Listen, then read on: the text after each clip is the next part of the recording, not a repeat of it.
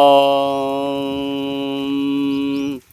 गणानां त्वा गणपतिगुं हवामहे कविं कवीनामुपमश्रवस्तमं ज्येष्ठराजं ब्रह्मणां ब्रह्मणस्पत आणशृण्वन्नोतिभिः सीदसादनम् ॐ श्रीमन्महागणाधिपतये नमः।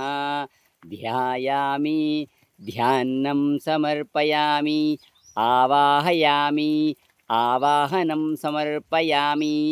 ॐ सुमुखाय नमः एकदन्ताय नमः कपिलाय नमः गजकर्णिकाय नमः लम्बोदराय नमः विकटाय नमः विघ्नराजाय नमः धूमकेतवे नमः।